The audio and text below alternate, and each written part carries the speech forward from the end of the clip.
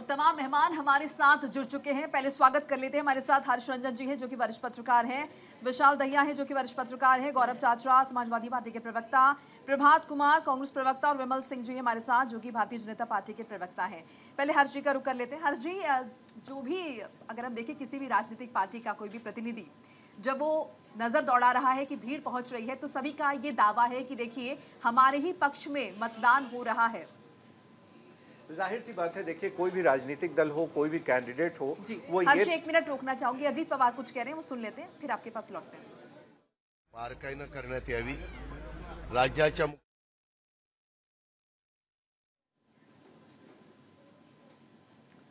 देखिए आज 57 सीटों पर वोट डाले जा रहे हैं और सभी के अपने अपने दावे, सभी जीत का दावा ठोक रहे हैं, कह रहे हैं कि इस बार जीत पक्की है। तो वहीं विपक्ष की तरफ से साफ कहना है कि जनता मन बना चुकी है परिवर्तन का। इस बीच राहुल गांधी की तरफ से भी बयान सामने आता है और राहुल गांधी ने कहा है कि ज्यादा से ज्यादा संख्या में वोट कीजिए और वोट करके अहंकार और अत्याचार का प्रतीक बन चुके सरकार को अंतिम झटका दे। राहुल गांधी की तरफ से दावा किया गया है कि INDIA ब्लॉक ही देश में अगली सरकार बनेगी। और देखिए ये तस्वीरें आपको दिखा रहे हैं, सुबह सवेरे से ही तमाम दिग्गज, आम जनता तो पोलिंग बूथ तक पहुंच ही रही है, साथ ही साथ तमाम दिग्गज भी पहुंच रहे हैं, अपने वोट का इस्तेमाल कर रहे हैं।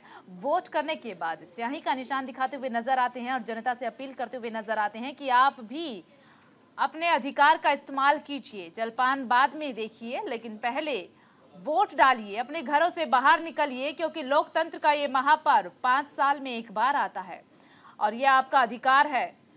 आपका एक वोट सत्ता परिवर्तन कर सकता है, तो इसीलिए अपने घरों से बाहर निकलिए, वोट डालिए। और ये लगातार तस्वीरें आप देख रहे हैं उन तमाम दिग्गजों की जिन्होंने आज सुबह सवेरे ही सबसे पहले वोट डाला है। वोट डालने के बाद जनता से अपील की तो कई दिग्गजों की तरफ से बहुत ही अच्छी बात कही गई, जैसा कि रवि किशन जो कि गोरखपुर से बीजेपी के कैंडिडेट है। रवि किशन ने वोट डालने के बाद कहा कि आप भी अपने घरों से बाहर निकलिए, वोट डालिए, आपका अधिकार है। लेकिन जब उनसे पूछा गया कि आप भी कतार में लग करके गए हैं, VIP हैं, कैंडिडेट भी हैं, सांसद हैं और फिर एक राजनेता होने के बाद भी आपने कतार में लगे हैं, तो रवि किशन की तरफ से साफ कहा गया कि मुझे कतार में लगकर, लाइन में लगकर के अपनी बारी का इंतजार करना बेहद ही अच्छा लगा, मुझे आनंद आया। हाँ, अगर मैं सुबह आ जाता तो मुझे लाइन में नहीं लगना पड़ता क्योंकि भीड़ उस वक्त कम होती है। मैं पूजा करने लग गया, पूजा की वजह से मुझे देरी हो गई, लेकिन अब मुझे लाइन में लग करके अपनी बारी का इंतजार करके वोट डालने में भी आनंद ही आया है। ये VIP कल्चर खत्म होना चाहिए। बिल्कुल, हर्ष जी हमारे साथ जुड़े हुए। हर्ष जी, आपकी बात अधूरी रह गई थी। जी, हमारी बात कहाँ अधूरी रह गई थी, मैं उस पर याद करके आता हूँ। लेकिन जैसा कि अभी रवि किशन जी के बारे में बता रही थी, जाहिर सी बात है रवि किशन जी एक बहुत बड़े भक्त हैं, पूजा के लिए ही वो जाने जाते हैं। और मैं यहाँ ये भी कहना चाहूँगा कि VIP कल्चर ख़त्म होना चाहिए, लेकिन जहाँ ख़त्म करना चाहिए वहाँ वो नहीं करते हैं। यहाँ पे चूँकि कैमरे हैं, यहाँ पे चूँकि वोटर्स के बीच में लाइन में लगना है, इस वजह से भी हो सकता है। तो ये नेताओं के बयान है और इससे मुझे याद आ गया कि हम कहाँ थे। आपने पूछा था कि हर कोई दावा कर रहा है, तो जाहिर सी बात है कोई भी कैंडिडेट हो या कोई भी राजनीतिक दल हो, चुनाव के दौरान तो वो यही बोलेगा कि हम सरकार बना रहे हैं, हमारी पार्टी की बहुत मैसिव तरीके से विक्ट्री हो रही है। क्योंकि अगर ऐसा कोई भी पार्टी हो वो नहीं बोलती है तो उसके जो कार्यकर्ता हैं, उसके जो उम्मीदवार हैं, उनका मनोबल टूट जाएगा। लेकिन इसका ये मतलब नहीं है कि 400 सीट है तो 400 सीट आ रही है या इंडिया गठबंधन। ठीक है हर्ष जी, आपको रोकना चाहेंगे, माफी के साथ लौटेंगे आपके पास, लेकिन कंगना रनौत क्या कुछ कह रहे हैं वो सुनवा देते हैं। कठिनाई से जिंदगियां जीते हैं एक समय के बाद, जिसका हमने सरोज खान जी, जिन्होंने कहा था कि उनके पास हॉस्पिटल के बिल देने के भी पैसे नहीं थे। तो इस तरह के हम बहुत सारे लोगों को जानने और अनजान, और सरोज खान जी कितनी सेलिब्रेटेड है।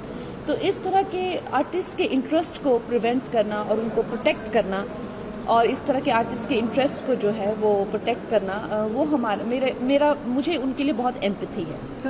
मंडी के बाद किसी क्षेत्र में रहेंगी या बॉम्बे भी जाना होगा, क्योंकि लोगों का ये मानना है कि कंगना यहाँ रहेंगी या बॉम्बे रहेंगी, इसको लेकर एक कंफ्यूजन बना हुआ है। हाँ, इसको लेकर आप क्या क्लैरिटी देना चाहेंगे? देखिए, कोई भी सांसद एक जगह तो वैसे रहते नहीं है चिपक के, उनके 17 विधानसभा होते हैं, हर जगह के दौरे लगाए जाते हैं, एक जगह तो कोई भी नहीं रहते। अगर आप सांसद हो, आपका एक बहुत बड़ा क्षेत्र होता है, जिस क्षेत्र के अंडर मेरे क्षेत्र के जो है वो अंडर 17 विधायक है। तो वो विधायक भी एक ही गांव में नहीं रह पाएंगे। सोचो आप, वो भी कितने गांवों के जो है चक्कर लगाते हैं एक विधायक। तो एक सांसद जिसके साथ में 17 विधायक है, तो मैं हर क्षेत्र के दौरे करती रहूंगी।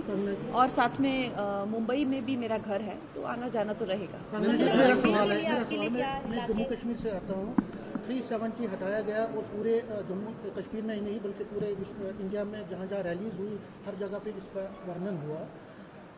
राम निर्माण को हम सुन रहे थे, जिनका साफ तौर पर कहना था कि कोई भी सांसद जो है वो अपनी अलग अलग जगह घूमता, एक जगह टिक्का नहीं रहता। हमारे साथ कांग्रेस प्रवक्ता है जो कुछ कहना चाह रहे। प्रभात जी बोलिए, अपनी बात रखिए। हाँ, अब बार बार मैं तो सर्वप्रथम यही बोलूंगा जी कि लोग घरों से निकले, अपने मताधिकार का प्रयोग करें। निश्चित तौर पर ये महापर्व है लोकतंत्र का। जी इस देश को की उन्नति और समृद्धि के लिए भी आपका एक वोट बहुत महत्वपूर्ण है। वो कृपया आप घर से निकले, जहां जहां मतदान अभी चल रहा है, और अपना वोट कास्ट करें। उड़ीसा में वोट प्रतिशत कम दिख रहा है, तो मैं अभी उड़ीसा पिछले 1 महीने रह के आया हूँ। उड़ीसा में गर्मी बहुत प्रचंड है और ये बड़ा कारण हो सकता है, क्योंकि वहाँ के लोगों में मैं देखता था, आप यकीन नहीं करोगी, 12 बजे के बाद सड़कों पे लोग नहीं मिलते थे। भुवनेश्वर की बात कर रहा हूँ, इतनी गर्मी है। तो वो एक कारण है, लेकिन मैं उनसे भी आग्रह करूंगा कि आप निकलिए अपने घरों से और वोट कास्ट कीजिए, क्योंकि ये बहुत जरूरी है। आज का दिन थोड़ी सी परेशानी उठा करके भी वोट आपको डालना चाहिए देश की उन्नति और तरक्की के लिए। ठीक है प्रभात। अब आते हैं मुद्दों की बात पर। आलोक भाई तो अब है नहीं, लेकिन उन्होंने 2-3 बातें बोली है और वो बातें ही बड़ा मतलब का है। उन्होंने कहा कि जो लाभार्थी वर्ग है वो मोदी जी के साथ, मतलब वो 80 करोड़ लोगों को जो राशन मिल रहा है उसकी बात शायद कर रहे थे। उन्होंने कहा कि हमने उज्ज्वला योजना दी, शौचालय की बात करी उन्होंने। मैं उन्हीं बातों पे आ रहा हूं, बीजेपी के सारे प्रवक्ता बोलते हैं चीजों। हमने जब जयराम रमेश जी हमारे मंत्री हुआ करते थे, तो उन्होंने कहा था देवालय से पहले शौचालय। ये बात उन्होंने जब बोली थी, तो ये इसी भारतीय जनता पार्टी के लोगों ने पता नहीं कैसे कैसे हथकंडे अपनाए उनके खिलाफ। देखना एक बार आप निकाल करके प्लीज।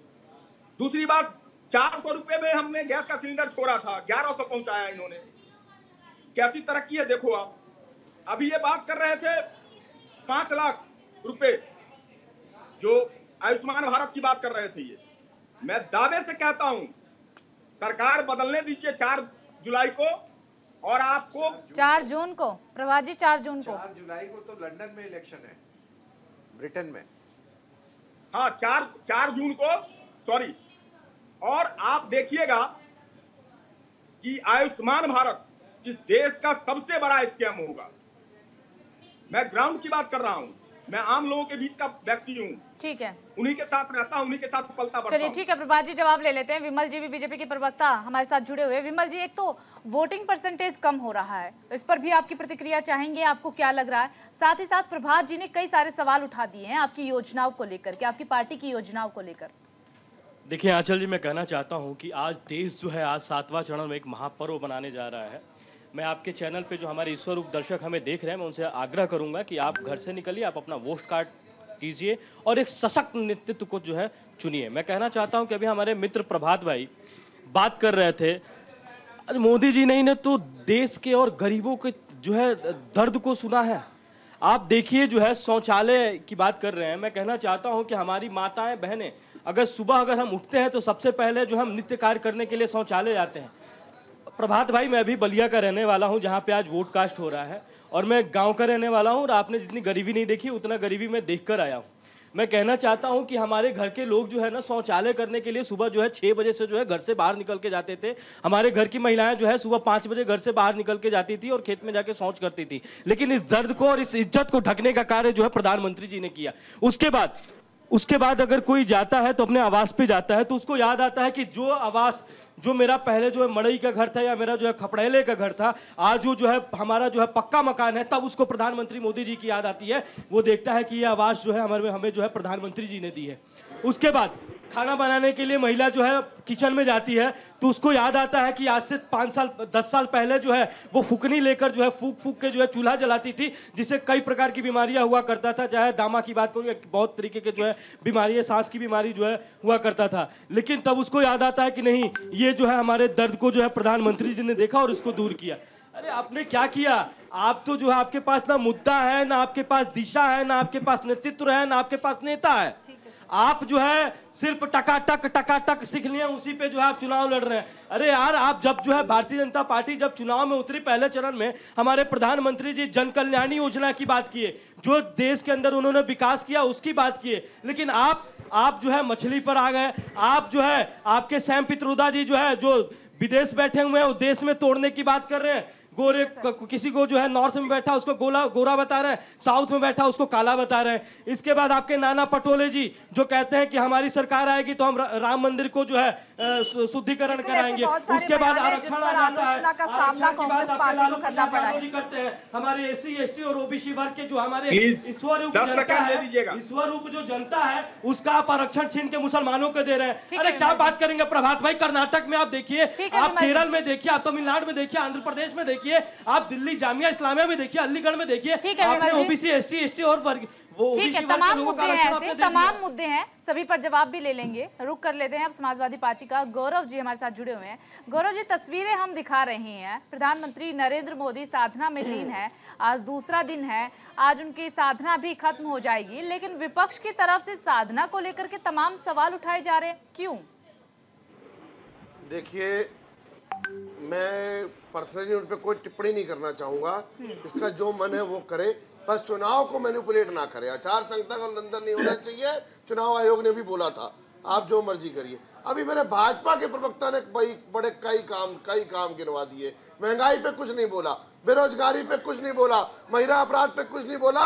उत्तर प्रदेश की बात करूं तो जो गड्ढा मुक्त होना था उत्तर प्रदेश उस पे नहीं बोला, एक्सप्रेसवे पे कुछ नहीं बोला, छुट्टा सांड से जो आए दिन रोज लोगों की जान जा रही है उस पर कुछ नहीं बोला, जो अपना स्वास्थ्य सेवाएं जो बिल्कुल बुरा हाल हो चुका उत्तर प्रदेश में उस पर कुछ नहीं बोला, उस पर भी कुछ टिप्पणी रख देते। आप बात करते हैं कि शौचालय बनवा दिया, कितनों को दे दिया आपने शौचालय, उस पर कितना करप्शन हुआ। एक काम करने पे आप उस पर फिर वोट क्यों नहीं मांग रहे हो? इतने आप कॉन्फिडेंट हो तो क्यों वही छल कपट और झूठ की राजनीति, शमशान कब्रिस्तान, हिंदू मुसलमान, इंडिया पाकिस्तान पे आ जाते हैं प्रधानमंत्री जी। इतने ही कॉन्फिडेंट हो आप लोग तो करो विकास की बात, विकास के नाम पे वोट लो ना। विकास कहाँ गया आपका? क्योंकि विकास तो वोट नहीं मिलता है। कभी पसमानदा सम्मेलन करते हो आप लोग, कभी मोदी भाईजान कैंपेन करते हो। जब पता लगा कि इस विशेष समुदाय का वोट नहीं मिल रहा तो आज उनके खिलाफ आप षड्यंत्र रचने की साजिश करने लग गए हो आप। अरे ये देश सबका है, हिंदू मुसलमान सिख ईसाई सबका देश है। आपसी सौहार्द और भाईचारा को खत्म करने नहीं देंगे हम। ये देश में आपसी भाईचारा और सौहार्द बना रहेगा। इंडिया गठबंधन की सरकार आएगी, संविधान का बचाव होगा, लोकतंत्र का बचाव होगा। रुक कर लेते विमल जी, मैं इनका जवाब देना चाहूंगा। ठीक है, 10 सेकंड में जवाब दीजिए आप। 10 सेकंड नहीं, थोड़ा सा समय दीजिए। हाँ, मैं कहता हूँ कि सूप हंसे तो हंसे, छन्नी भी हंसे जिसमें 76 को छेद है।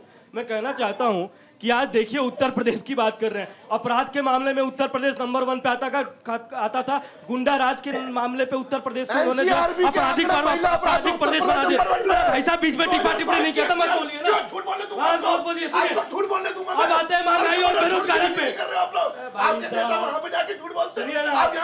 बोलने नहीं दूंगा, जनता को गुमराह नहीं बोलने नहीं दूंगा, मैं झूठ नहीं बोलने दूंगा, जनता मैं झूठ नहीं बोलने दूंगा। NCRB का आंकड़ा देख लो आप। अच्छा ठीक है, गौरव जी ठीक है सर, विशाल जी भी है चर्चा में, उन्हें भी शामिल कर लेते हैं। बोलने नहीं दूंगा, सुन लीजिए मेरी बात। विमल जी रुक जाइए, आ रहे हैं आपके पास, आ रहे हैं सर, आपके पास आ रहे हैं, आप काउंटर करिएगा ना। विशाल जी का भी रुक कर लेते हैं। बोलने दीजिए ना, उनके बीच में टिप्पणी। सर रुक जाइए सर, सभी चर्चा में है सर, सबको थोड़ा थोड़ा समय देना जरूरी हो जाता है। विशाल जी ये बताइए, मुद्दे जो है लगातार चेंज होते जा रहे हैं, बहुत सारे मुद्दों का जिक्र तो यहाँ पर जो सहयोगी हमारे बैठे पैनलिस्ट सभी ने किया ही है।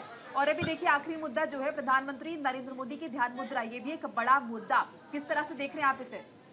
देखिए, कोई नेता ध्यान करता है, कोई नेता मंदिर जाता है, कोई मस्जिद जाता है, कोई गिरजाघर जाता है, इसे मुद्दे के रूप में देखना मुझे नहीं लगता कि उचित होगा। लेकिन एक बड़ी दिलचस्प बात हमने इस डिबेट में भी देखी।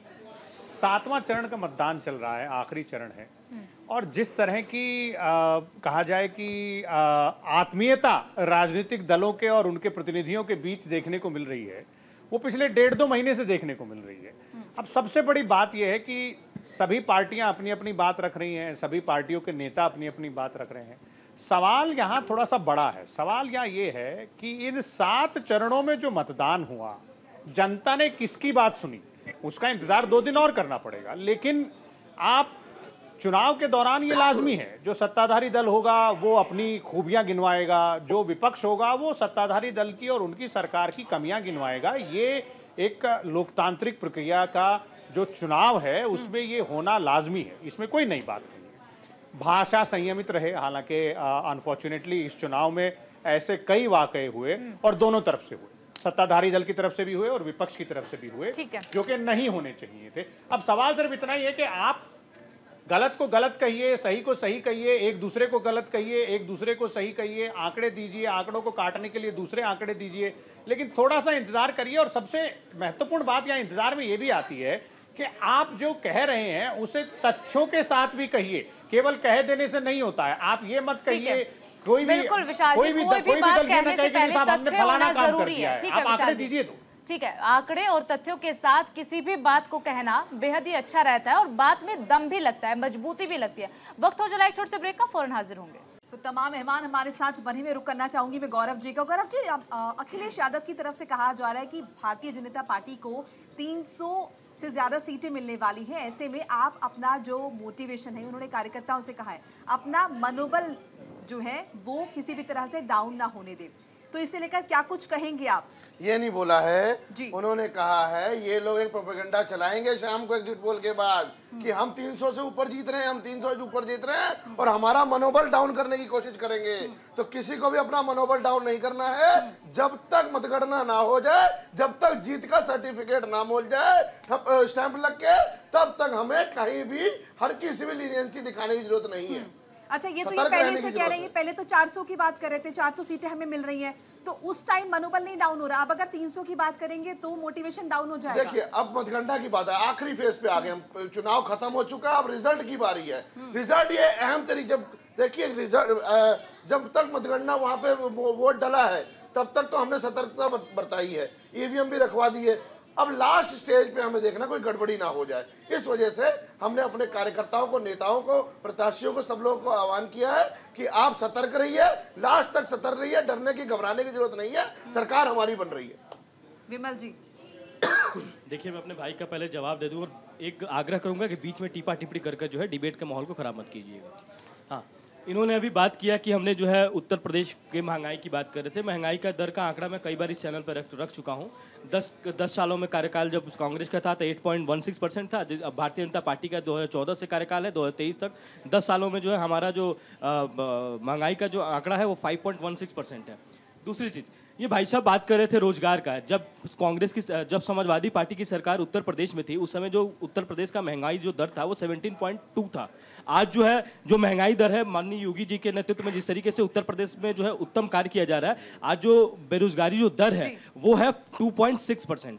दूसरी चीज मैं कहना चाहता हूं कि जब उत्तर प्रदेश में जो है अर्थव्यवस्था के मामले में उत्तर प्रदेश 14वें नंबर पे था, उद्योग के मामले पे उत्तर प्रदेश 12वें नंबर पे था, आज उत्तर प्रदेश दूसरे नंबर पे है। मैं कहना चाहता हूं उत्तर प्रदेश जो आज एक्सप्रेसवे का प्रदेश बना है, उत्तर प्रदेश में आज सबसे ज्यादा एयरपोर्ट है। उत्तर प्रदेश जो है, हम जो कहते थे कि हम उत्तर प्रदेश से सारे के सारे अपराध को खत्म करना, हमने किया। आज कोई ये नहीं कहना चाहता है कि मैं गुंडा हूं या मैं अपराधी हूं, कोई ये नहीं कह रहा। दूसरी चीज मैं कहना चाहता हूं कि ये लोग जो है ये बार बार हमेशा से जो है, जब से चुनाव चल रहा है, ये हमेशा से जाति की बात कर रहे हैं, हमेशा से देश को धर्म में बांटने की बात कर रहे हैं, तो कभी चेहरे पे चले जाते हैं। लेकिन भारतीय जनता पार्टी हमेशा जो है एक समान और एक सबको लेकर चलने वाली पार्टी है। हम सबको साथ लेकर चलते हैं, सबका विकास हम करते हैं और सबको साथ लेकर चलते हैं। हम अंत्योदय की बात करते हैं कि अंतिम पंक्ति में बैठा हुआ इंसान, वो किसी भी जात का हो, किसी भी धर्म का हो, उसका विकास होना चाहिए। दूसरी चीज मैं कहना चाहता हूं कि आपने देखा चुनाव के समय में जो है विपक्ष के तरफ से एक सटासट और पटापट पता नहीं कैसा कैसा जो है बयान जो है बाजी किया गया, तो मैं भी कुछ लिख कर आया हूं, आपके समक्ष रख देना चाहता हूं। चुनाव से पहले जो आपस में जो गाली देते थे वो हो गए सटासट। मोदी जी को देश की जनता अपना प्यार और अपना आशीर्वाद दे रही है झमाझम। छठे चरण तक, आज 7वें चरण में मोदी जी को वोट पड़ रहे हैं खटाखट। 4 जून के बाद राहुल गांधी भागेंगे दनादन दनादन। आप देखते रहिएगा, 4 जून के बाद जो है ये इटली चले जाएंगे। और रही बात, ये हमारे मोदी जी के बारे में बोल रहे हैं कि वो जो है अपना जो है आत्मध्यान करने के लिए गए हैं। तो प्रधानमंत्री जी तो उस जगह पे गए हैं जहां पे माता पार्वती जी ने जो है आत्मध्यान किया था, जहां पे हमारे विवेकानंद जी ने आत्मध्यान किया था, वहां पे आत्मध्यान करने गए हैं। लेकिन राहुल बाबा 4 तारीख के बाद कहां जाएंगे, वो देश की जनता और हमारी न्यूज इंडिया के दर्शक सबको समझ। ठीक है विमल जी, प्रभात जी से जवाब ले लेते हैं। प्रभात जी, आज खटाखट वोट पड़ रहे हैं मोदी जी को और 4 जून को राहुल जी भाग जाएंगे दनादन, विमल जी की तरफ से कहा जा रहा है। आपको किसने कहा? विमल जी कह रहे हैं, अभी आपने सुना नहीं क्या? हाँ, विमल जी ने कहा। ये ऐसे बोल रहे हैं, विमल जी बोल रहे हैं, आपको कैसे पता? मैंने यही कहा कि विमल जी की तरफ से कहा जा रहा है। प्लीज बोलने दीजिए। बोलिए। विमल भाई के पास में चुनाव आयोग का आंकड़ा आ रहा होगा, मेरे पास में तो नहीं आता भाई। चुनाव आयोग पे मेरा कोई कंट्रोल नहीं है, मैं अभी भी मानता हूँ स्वायत्त संस्था है। अब विमल भाई बहुत सारी बातें इन्होंने बोला, निजी विषय पर मैं नहीं बोलता, मेरी आदत है। एक चीज विमल भाई मैं बताऊं आपको, आपने कहा कि आप गांव से आते हो। मुझे नहीं पता कि आपने कितना सच बोला झूठ बोला, लेकिन मैं आपको विश्वास दिलवाता हूं कि 100% मैं गांव से आता हूं। और मुझे अदम गोंडवी साहब की एक शेर याद आती है। उन्होंने कहा था कि तुम्हारी फाइलों में गांव का मौसम गुलाबी है, तुम्हारी फाइलों में गांव का मौसम गुलाबी है, मगर ये आंकड़े झूठे हैं, ये दावा किताबी। आप सिर्फ और सिर्फ झूठे आंकड़े, जुमले, देश को छलना। अभी आपने क्या बोला? माता पार्वती ने जहां तपस्या किया वहां पर मोदी जी गए। अरे मोदी जी जाए ना भाई, किसी आपत्ति है? और इस उम्र में तो जाना भी चाहिए विमल भाई, इस उम्र में ध्यान ही करना चाहिए, शारीरिक रूप से भी आध्यात्मिक रूप से भी। लेकिन जब पीछे से कैमरे का फोकस, और मुझे बोलते हुए थोड़ा सा असहज महसूस कर रहा हूं, लेकिन कथा कथित जो गोदी मीडिया उस फोकस को टीवी पर प्रचारित करती है, तब थोड़ी तकलीफ तो होगी ना विमल भाई, आपको भी होती होगी। आप भी समझदार हैं, आपको भी होती होगी। राजनीतिक पार्टियों के साथ मीडिया को भी इन्वर्टेड कॉमर्स में सवालों के घेरे में ले लेते हैं। ना। अरे मैंने आपको नहीं कहा, जिनको कहा वो समझ रहे हैं, आपको नहीं कहा, प्लीज। चलिए अब आते हैं, इन्होंने कहा कि आवास दिया। विमल भाई, गांव से अगर आप आते हुए चलते तो आपको इंदिरा आवास नाम का शब्द पता होता। पता है इंदिरा आवास होता था, लेकिन आप गांव से नहीं आते विमल भाई, इसीलिए तकलीफ हो गई मुझे। इंदिरा आवास का सिर्फ नाम बदला प्रधानमंत्री जी ने। और उत्तर प्रदेश से आप आते हो, उत्तर प्रदेश का एक न्यूज है कि सांसद के सामने एक मातृशक्ति कहती है कि हाँ आवास तो मिला, लेकिन 30,000 रुपए घूस दिया है। आप करप्शन पर बात करोगे, और महिला सशक्तिकरण, अपराध नियंत्रण, ब्रिजभूषण शरण सिंह का नाम पता है आपको? नहीं पता होगा, भूल जाते हैं आप लोग। चार्जशीट फाइल हुई है, उत्तर प्रदेश से ही आते हैं वो, उनके बेटे को टिकट दिया, दबाव में टिकट दिया। मुझे नहीं पता बीजेपी की क्या मजबूरी थी। आपकी पार्टी ने जिन्हें टिकट दिया वे सभी साफ हैं, उन पे कभी कोई भ्रष्टाचार, कोई आरोप नहीं लगा क्या? तो मैं जवाब दे रहा हूँ आंचल जी। किस पर? नहीं, प्रभात भाई, विमल जी, प्रभात भाई आपके बीच में नहीं बोला था, और एक आग्रह करूंगा बीच में। ठीक है प्रभात जी आएंगे। प्रभात भाई, भ्रष्टाचार की बात तो आप मत कीजिए, और हमारे आम आदमी पार्टी जो है इनके साथ मिली हुई है वो भी ना करे। मैं कहना इसलिए चाहता हूं कि आज देखिए झारखंड में जो है इनके सांसद के यहाँ से 300 करोड़ रुपए निकल रहे हैं, और इनके विधायक और इनके मंत्री के पीए के नौकर के यहाँ से जो है 47 करोड़ रुपए निकल रहे हैं। तो मैं कहना चाहता हूँ भ्रष्टाचार पे तो ये भाई साहब चुप ही रहे। दूसरी चीज मैं बात करना चाहता हूँ उत्तर प्रदेश। भाई साहब, हमने उत्तर प्रदेश में मैं रहा हूँ, मैं देखा हूँ। आप क्या बात करते हैं अपराध के बारे में? मैं वहाँ पे मुख्तार का आतंक देखा था, और मैं जो है मेरा जो 12वीं है, मैं 12वीं तक जो है बलिया रहा हूँ, और मैं हर जो है साल में जो है 10 बार जो है बलिया जाता हूँ। तो मैं वहाँ की हर चीज़ों को मैं रूबरू हुआ हूँ। मैं आज बिजली की समस्या को देखा, हमारे यहाँ तो बिजली नहीं थी। आज प्रधानमंत्री जी का शुक्र है कि आज जहाँ पे सोचिए 3 करोड़ ऐसे जो है घर थे जहाँ पे बिजली नहीं था, वहाँ पे बिजली पहुँचाया गया। पानी की समस्या आज देखिए दिल्ली में कितना है, लोग टैंकर के पीछे पीछे भाग रहे हैं। आज देखिए प्रधानमंत्री जी जो है 14 करोड़ घरों में नल से जल के तहत जो है पानी पहुंचा रहे हैं। आप क्या बात करते हैं? और इंदिरा आवास कितना दिया गया है? आपके 70 सालों में कांग्रेस की सरकार रही है ना, 10 सालों में हमने जो है 4 करोड़ लोगों को हमने जो आवास दिया है। क्या बात करते हैं? 25 करोड़ लोगों को हमने जो है गरीबी रेखा से बाहर निकाला है। हमने जो है 80 करोड़ लोगों को हम राशन प्रोवाइड कर रहे हैं। अब क्या बात करते हैं? एक बार गांव में देखिए, टीवी पे बैठ के बोलना बहुत आसान होता है। राहुल गांधी जी भी ऐसे ही करते हैं, मोहब्बत का दुकान बांटने चलते हैं और मोहब्बत का दुकान बांटते बांटते जो है अपने परिवार में मतभेद कर लेते हैं। आप देखिए, आप राजस्थान का चुनाव हारे हैं, वहाँ गहलोत जी और सचिन पायलट पे नहीं बनता है।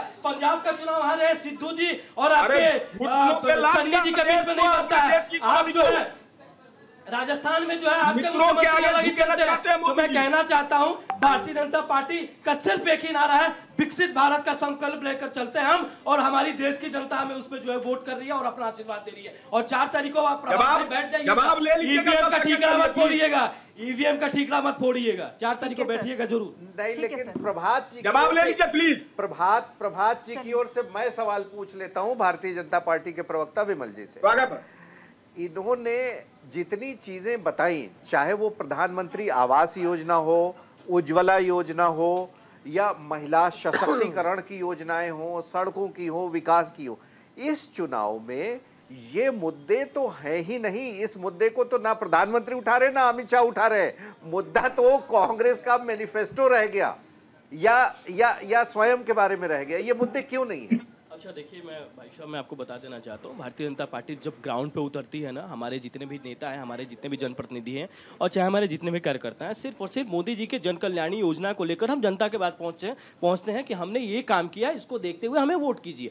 मुद्दा आता कहाँ से? आप देखिए ना, मुद्दा अगर आरक्षण की बात करें तो भारतीय जनता पार्टी ने स्टार्ट किया था। क्या इनके सहयोगी है ना, लालू प्रसाद यादव जी ने बिहार से बोला था कि सारा का सारा हम आरक्षण जो है मुसलमानों को दे देंगे। आप पाकिस्तान की बात कर रहे हैं, पाकिस्तान की बात कर रहे हैं, सुन लीजिए ना, पाकिस्तान की बात कर रहे थे। इनके फवाद चौधरी, इनके राहुल गांधी प्रेमी है, उन्होंने जो है पाकिस्तान से जो है बोला कि जो है राहुल गांधी से अच्छा कोई जो है प्रधानमंत्री बन ही नहीं सकता। फवाद चौधरी का पक्ष था, राहुल गांधी का पक्ष नहीं था। सर एक मिनट, अब बाकी लोगों को भी ले लेते हैं। हमारे साथ जो है वरिष्ठ पत्रकार विशाल जी भी जुड़े हुए हैं। 10 सेकंड दे दीजिए प्लीज। सर रुक जाइए सर, और लोगों की बारी भी आने दीजिए, वक्त की कमी हो जाती है। अभी आपके पास आ रहे हैं विशाल जी, एग्जिट पोल को लेकर इस बार इतने सवाल क्यों उठ रहे हैं? देखिए, एग्जिट पोल पे ज़रूर जाएंगे और आपका सवाल बहुत वाजिब है, क्योंकि एग्जिट पोल एक महत्वपूर्ण स्टेप जिसे कहा जा सकता है पूरी चुनावी प्रक्रिया के दौरान है। हालांकि उस पर कितना भरोसा किया जाए और कितना ना किया जाए वो भी एक अलग चिंता का विषय है और अलग बहस का विषय भी है। लेकिन मैंने पिछला प्रश्न आपने मुझसे किया था तो मैंने एक इल्तिजा की थी, एक गुजारिश की थी सभी जो राजनीतिक दलों के प्रतिनिधि हैं उनसे कि आप आंकड़ों के साथ आइए। और मैं धन्यवाद देता हूं विमल जी का भी और प्रभात जी का भी और गौरव भाई का भी कि इन्होंने अपनी पिछली बातों में, अपने पिछले जवाबों में आंकड़े दिए और आंकड़ों के साथ बात की। अब वो आंकड़े सही हैं या गलत हैं या आपस में तय करके चर्चा करके तय कर सकते हैं। लेकिन जैसे कि हर्ष जी ने एक सवाल पूछा, आपकी इजाज़त हो तो मैं सभी प्रतिनिधियों से एक छोटा सा सवाल और कर लेता हूं और आंकड़ों के हिसाब से ही जवाब दीजिए। भ्रष्टाचार की आप सब लोग बात कर रहे हैं, भारतीय जनता पार्टी से पूछा जा सकता है कि साहब आपके यहाँ जितने लोग आए चुनाव से पहले, क्या उनमें से कोई भ्रष्ट नहीं था? नंबर 1। नंबर 2, कांग्रेस से सवाल पूछा जा सकता है कि साहब आपके यहाँ जितने नेता हैं जिनको आपने टिकट दी, क्या उनमें से कोई भ्रष्ट नहीं है? समाजवादी पार्टी से सवाल पूछा जा सकता है कि साहब आपने जिनको टिकट दी, क्या उनमें से किसी के खिलाफ आपराधिक मामले दर्ज नहीं है? ये वो सवाल हैं जो जैसे हर्ष जी कह रहे थे, जिनकी जवाब जनता जानना चाहती, जिनके जवाब एडीआर की रिपोर्ट में, पॉलिटिकल एनालिस्ट की रिपोर्ट में, हमारे जैसे पत्रकारों की रिपोर्ट में जरूर आती है, वो अखबार में छप जाती है, कहीं वेबसाइट पे छप जाती है और फिर गायब हो जाती है। जनता जानना चाहती। दूसरी बात, आप आंकड़े तो बाकी आंकड़े एक दूसरे की तरफ से देते रहेंगे। अब एक भ्रष्टाचार की बात हो गई। दूसरी बात, सबसे महत्वपूर्ण बात यह है कि ये बताइए, आप चुनाव लड़ रहे हैं, दोनों ही अलग अलग गठबंधन है, कौन किसके साथ खड़ा है? महाराष्ट्र में इतना कंफ्यूजन है कि मुझे लगता है पत्रकार तो छोड़िए, शायद आपकी पार्टी के स्वयं के जो नेता हैं वो ही सुबह उठ के एक बार कंफ्यूज होते होंगे कि क्या ये हमारे नेता हैं या ये हमारे से दूसरे विरोधी दल के नेता हैं। तो ये जो गठबंधन की राजनीति के तहत चुनाव से ठीक पहले चला, बीजेपी ने बीजेडी के साथ गठबंधन करने की कोशिश की, कांग्रेस के खेमे से नीतीश कुमार जी निकल के चले गए, शिरोमणि अकाली दल जो कि भारतीय जनता पार्टी की सबसे पुरानी सहयोगी हुआ करती थी वो अब उनके साथ नहीं है, कांग्रेस और आम आदमी पार्टी के बीच कंफ्यूजन इतना फैला हुआ है कि केजरीवाल जी ने अभी बयान दिया कि ये हमने कोई शादी थोड़ी ना की है कांग्रेस के साथ। तो ये इस तरह का है। तृणमूल कांग्रेस के साथ आपका गठबंधन इस तरह का है कि तृणमूल कांग्रेस के खिलाफ आप चुनाव लड़ रहे हैं। जब इंडिया गठबंधन की आज बैठक हो रही है तो उसमें उनके प्रतिनिधि भी नहीं मौजूद रहने की उम्मीद है। आप वामपंथी दलों के साथ एक राज्य में चुनाव लड़ते हैं, दूसरे राज्य में उनके खिलाफ चुनाव लड़ते हैं। यही जो जिसे कहा जाए कंफ्यूजन है। और आप शायद इत्तेफाक रखेंगे, शायद यही बड़ी वजह है कि चुनावों में वो परसेंटेज निकलकर सामने नहीं आ रहा है जो कि आना चाहिए। कितना इत्तेफाक रखते हैं हर्ष जी आप इस बात से? देखिए, ये भी एक वजह है। और परसेंटेज की आपने बात की तो मैं बताऊं कि 11 बजे तक का पोल परसेंटेज आ गया है और 11 बजे तक जो औसत 8 राज्यों में मतदान हुआ है इंक्लूडिंग चंडीगढ़, वो 26% से ज़्यादा हो गया है। और मैं ये आंकड़े देख पा रहा हूँ, हिमाचल प्रदेश अभी भी लगभग 32% मतदान के साथ सबसे आगे है। और जैसा कि मैंने बताया था कि आपको इस बार उत्तर प्रदेश से भी आंकड़े अच्छे मिलने वाले हैं। लगभग 29% मतदान 11 बजे तक ही वहां पहुंच रहा है और ओडिशा 22% तक पहुंच चुका है। तो आप देखें कि मतदान ज़रूर कम हुआ है, वोटरों में थोड़ी सी उदासीनता ज़रूर देखी गई पिछले 6 चरणों में। लेकिन जहां तक आज 7वें चरण अंतिम दौर के मतदान की बात है, इसमें मुझे लगता है कि ये कहीं ना कहीं औसत मतदान सभी जगहों को मिलाकर 65 से 70% के बीच में रह सकता है, जिसमें ऑफ कोर्स हिमाचल प्रदेश और उत्तर प्रदेश, पश्चिम बंगाल और यहां तक कि बिहार भी सबसे ज्यादा होगा, क्योंकि धूप बहुत तेज है। और आमतौर पर आईएमडी की चेतावनी होती है, अभी हम बात कर रहे थे कि आप बहुत जरूरी ना हो तो न निकले घर से, लेकिन इसके बावजूद मतदान है। लोग निकल के अगर 60%, 65% भी वोट हो रहा है तो हमें मतदाताओं का आभार व्यक्त करना चाहिए कि वो निकले और उन्होंने वोट किया। बिल्कुल हर्ष जी, देखिए एक चीज और आपसे समझना और जानना चाहेंगे, हिमाचल प्रदेश में वोटिंग परसेंटेज 31.92% अभी तक हो चुका है। 11 बजे तक का जो वोटिंग टर्नआउट सामने आया है। हिमाचल प्रदेश में कई ऐसी सीटें हैं जहां पर सभी की निगाहें टिकी हुई है, खासकर कि मंडी सीट को लेकर के। मंडी सीट से कंगना रनौत और विक्रमादित्य के बीच मुकाबला है। आपको क्या लग रहा है, वहां के समीकरण क्या कुछ बनते हुए नजर आते हैं, क्योंकि मंडी सीट को कांग्रेस का गढ़ भी कहा जाता है? देखिए, मंडी सीट जो है वो बहुत समय से कांग्रेस का गढ़ रही है और मैंने वहाँ का दौरा भी किया है। वहाँ जो पंचायतें हैं, वहाँ की जो विधानसभाएं हैं, जैसा कि आप समझ रहे हैं लगभग 17 विधानसभाएं हैं वहाँ पर। और पहाड़ों का जो इलाका होता है उसमें दूरी बहुत होती है, क्योंकि आपको दूर जाना होता है, पॉपुलेशन कम होता है। लेकिन चूंकि इस बार ऐसा मान लीजिए कि बीजेपी की लहर तो मैं नहीं कहूँगा, लेकिन बीजेपी में मोदी के व्यक्तित्व को लेकर, मोदी के नेतृत्व को लेकर। विक्रमादित्य ने अभी भी वोट डाला है और कुछ कहना चाह रहे हैं, जरा सुन लेते हैं क्या कुछ कह रहे हैं। मुद्दों की बात करी है, चाहे स्मार्ट सिटी की बात करी है, टनल्स के निर्माण की बात करी है, इंफ्रास्ट्रक्चर के निर्माण की बात करी है, मेडिकल कॉलेज के निर्माण की बात करी है। हर दृष्टि से हमने प्रदेश के हर वर्ग को हमेशा प्राथमिकता देने का प्रयास किया है और पहले उनके मंत्री रहते हुए विधानसभा में भी उनके मुद्दे उठाए हैं, उन्हें पूरा किया है। और वैसे ही सभी के आशीर्वाद के साथ जब हम यहाँ से जीतेंगे तो यहाँ के विषयों को हम दिल्ली में भी पूरी मजबूती से उठाने का प्रयास करेंगे। जैसा कह रहे हैं कांग्रेस जीतेगी, मंडी पार्लियामेंट्री कॉन्स्टिट्यूंसी के लोग विक्रमादित्य को क्यों चुनेंगे, कंगना को क्यों नहीं? ये तो जनता ही तय करेगी कि हमें क्यों चुनेंगे और उनको क्यों नहीं चुनेंगे। मगर हमने ये जो चुनाव लड़ा है ये मुद्दों के ऊपर लड़ा है। उन्होंने जो चुनाव लड़ा है वो नकारात्मक सोच के ऊपर जो है पर्सनल अटैक्स करने पे लड़ा है। ना उनका कोई विजन है, ना उनकी कोई सोच है, ना उनकी कोई राजनीतिक अंडरस्टैंडिंग है, ना कोई इतिहास की अंडरस्टैंडिंग है, ना हिमाचल के मुद्दों के बारे में उन व्यक्ति को ज़्यादा जानकारी है। अब समय आ गया है, अपनी पैकिंग करना तैयार करें। 4 तारीख को यहाँ से बम्बई का टिकट कटना तय है। जो 400 पार का जो नारा है बीजेपी का, नेशनल पर्सपेक्टिव में what do you see, India alliance government form करेगी? दक्षिण भारत में साफ और उत्तर में हाफ। उससे अंदाज़ा लगाया जा सकता है कि भाजपा कहाँ पर है। समय बदलाव का है और बदलाव में हिमाचल प्रदेश भी उससे अभिज्ञ नहीं है। प्रदेश में भी बदलाव होगा और प्रदेश में भी 4 सीटें कांग्रेस पार्टी जीतेगी। और असेंबली सेगमेंट भी हैं 6, उसमें भी कांग्रेस पार्टी का अच्छा प्रदर्शन रहेगा। जिस तरीके से एक प्रचलन प्रदेश के अंदर नया ट्रेंड शुरू करने की कोशिश करी जा रही थी, एक चुनी हुई सरकार को अस्थिर करने का प्रयास किया जा रहा था, जनता उसका कड़ा जवाब जो है वो आज देगी और उसके परिणाम 4 तारीख को पूरे प्रदेश को पता चल जाएंगे।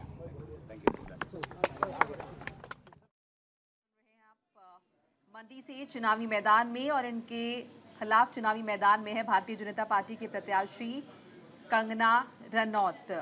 अपनी बात पूरी कर लीजिए हर्ष जी, फिर मैं चर्चा आगे बढ़ाती हूं। हम मंडी की ही बात कर रहे थे, तो मैं बता रहा था कि चूंकि प्रधानमंत्री नरेंद्र मोदी का व्यक्तित्व, उनका नेतृत्व ये पूरे देश की जनता पर असर डाल चुका है, इससे विपक्ष भी इनकार तो नहीं कर सकता है। और साथ में कंगना रनौत चूंकि एक अभिनेत्री रही हैं और दूसरी वहां के लिए वो बाहर की भी नहीं है, इसलिए इस बार हिमाचल प्रदेश की मंडी सीट पर कंगना रनौत का पलड़ा जो है वो थोड़ा सा भारी लगता है। वैसे नतीजे तो 4 जून को ही पता चलेंगे, लेकिन उम्मीद है कि वहां से उनकी एक जीत सुनिश्चित हो सकती है। ठीक है, प्रभात जी अनम्यूट कर लीजिए। प्रभात जी आवाज आ रही है? जी जी। हर्ष भाई थोड़ा सा असहमत हूं आपसे। हिमाचल के लोग बड़े ही प्रबुद्ध होते हैं और खास करके मैंने जो हिमाचल को देखा है, तो ये कंगना जी की जो बयानबाजी है ना, ये उल जलूल बातें करना, वो चीजें उनको बड़ा नुकसान करने जा रही है। वहां मोदी जी भी नहीं बचा पाएंगे उनको, हर्ष भाई मैं पक्का बता रहा हूँ आपको। अब आते हैं मूल बात पे। अभी विमल भाई बता रहे थे सारी चीजें। हमारे विशाल भाई का एक प्रश्न था करप्शन को लेकर। मैं सर्वप्रथम विशाल भाई आपको आदर देते हुए आपके प्रश्न का ही उत्तर दूंगा। बात ठीक है, हर पॉलिटिकल पार्टी में ऐसे लोग हैं, लेकिन मैं आपको विश्वास के साथ कहता हूं और यहां पैनल में जो लोग मुझे जानते हैं उनको पता है ये कि मैं इस बात का पुरजोर विरोधी रहा हूं। राजनीति के अंदर चाल, चरित्र, चेहरा, ये चीजें बहुत मायने रखती है, आचरण का बहुत मायने है। तो मैं बिल्कुल आपके साथ खड़ा हूं, किसी भी पॉलिटिकल पार्टी, चाहे मेरी पार्टी क्यों ना। मैं इस मामले में बड़ा क्लियर हूं। दिक्कत कहां आ रही है ना, जब भारतीय जनता पार्टी के लोग कहते हैं, आप सोचिएगा, अजीत दादा पवार, इन्होंने ये आरोप लगाया ना, प्रधानमंत्री जी ने कहा 70,000 करोड़ घोटालेबाज, नेचुरल करप्ट पार्टी, चक्की पिसिंग एंड पिसिंग, और फिर सुबह में गलबहिया छगन भुजबल जी, फाइल गायब हो जाती है। उधर एक हिमंता विश्व शर्मा जी हैं, आपको पता है कैसे कैसे आरोप हमने नहीं लगाए थे, भारतीय जनता पार्टी के लोगों ने लगाए थे और उनको मुख्यमंत्री बना के रखा है। मेघालय की बात करूं, कोनराड संगमा के बारे में क्या प्रधानमंत्री जी ने कहा था कि देश का सबसे भ्रष्टाचारी सरकार है ये, और उनके साथ ये सत्ता में चले जाते हैं। तो ये सत्ता लोलुपता जब होती है तब विशाल भाई बोलना पड़ता है। तब ये देश के लोग जब इस चीज को देखते हैं कि यार भारतीय जनता पार्टी की निम्नता कहां चली गई, कितनी लघुता में चली गई है। अब सोचिए, देश के प्रधानमंत्री, बिल्कुल हर्ष भाई ठीक कह रहे थे, मैं मानता हूं, सहमत हूं आपसे, इन्होंने अपनी एक नैरेटिव सेट करने का जो काम किया उसको बिल्डअप किया इन्होंने, और इसमें मैं बुरा मत मानना आप कि मीडिया के भाइयों ने भी बड़ा सहयोग किया। लेकिन जब आप घूम फिर करके मीडिया पे क्यों आ जाते हैं? अपने हर जवाब में घूम फिर करके मीडिया पर क्यों आ जाते हैं? इसलिए आ जाते हैं कि जब कैमरा लेकर के पीछे घूमा जाता है और आपकी पार्टी के पीछे भी जाते हैं मीडिया वाले। तो रुकिए रुकिए रुकिए, आप में एनर्जी कहां से आती है, आम कैसे खाते हो, और ये चीजें जब हमारी देश की मीडिया दिखाती है ना, तब प्रश्न खड़े होते हैं और करने पड़ते हैं। मैं वहां नहीं जा रहा था, मैं कहीं और की बात कर रहा हूं, आप वहां पे मुझे भटकाइए मत प्लीज। अब दिक्कत यहां आ रही है विशाल भाई, आप ही की बात पर हूं मैं। जब इस ढंग का कार्यक्रम सुनियोजित किया जाएगा, सुनियोजित कार्यक्रम है ये, वेल प्लान, देश के प्रधानमंत्री को जवाब देना चाहिए था कि हमने महंगाई कम करी कि नहीं करी, हमने रोजगार दिया कि नहीं दिया, हमने देश को स्थिरता दी कि नहीं दी। मणिपुर जैसे जब कांड होते हैं प्रधानमंत्री जी मौन हो जाते हैं। अच्छा प्रभात जी, एक सवाल का जवाब दे दीजिए। प्रभात जी, एक सवाल का जवाब दे दीजिए। समय कम है, देखिए समय कम है, सवाल बेहद महत्वपूर्ण है। प्रभात जी समय कम है, सवाल बेहद महत्वपूर्ण है। आपकी पार्टी ने एग्जिट पोल को बाइकआउट क्यों किया? मैं बता रहा हूं क्यों किया। हाँ बताइए। यही तो कारण है, मैं बता तो रहा हूं। एग्जिट पोल एग्जैक्ट पोल होता है क्या? हमें अपनी देश की जनता पर भरोसा है, और बुरा मत मानना आप, मैंने 2 बार मीडिया बोला, आपको तकलीफ हुई होगी, मैं आपको नहीं कह रहा था। ये जिनको मैं कह रहा हूं वो समझ रहे हैं। आप भी असहज महसूस करती होंगी कि कैसे सवाल कर रहे हो, पत्रकारिता का धर्म भी नहीं निभा पा रहे ये लोग। चलिए ठीक है, आप पत्रकारिता का धर्म हमें मत सिखाइए, हम अपना काम बखूबी कर रहे हैं, आप अपना काम कीजिए। चलिए ठीक है विमल जी, समय कम है, बिल्कुल 30 सेकंड में अपना जवाब दे दीजिए। ठीक है प्रभात जी। भ्रष्टाचार की बात कर रहे हैं, कोयला आवंटन घोटाला इनके यहाँ हुआ था, राष्ट्रमंडल घोटाला इनके यहाँ हुआ था, शारदा चिट फंड घोटाला हुआ था, 2G घोटाला हुआ था, महिला की बात कर रहे हैं। ये बताइए, स्वाति मालीवाल आज देखिए राज्यसभा सांसद जो है उसको जो है घर में मारा गया, एक भी प्रतिक्रिया कांग्रेस की तरफ से नहीं दिया गया कि उनको घर में जो है लात घूंसों से जो है आम आदमी पार्टी के जो है वो सीएम के जो है पीए के द्वारा उसको पिटाई की गई। दूसरी चीज मैं कहना चाहता हूं कि आज जो है इंडिया अगेंस्ट करप्शन का जो नाम लेकर लगातार इंडिया अगेंस्ट करप्शन का नाम बुलेटिन 2015 में एक पार्टी आई एक ब्रेक यहाँ पर लेना होगा सर, ब्रेक लेना होगा। ब्रेक के बाद हमारी चर्चा जारी रहेगी। तमाम मेहमान हमारे साथ बने रहिए। एक छोटा सा ब्रेक, फौरन हाजिर हो रहे हैं, कहीं मत जाइएगा।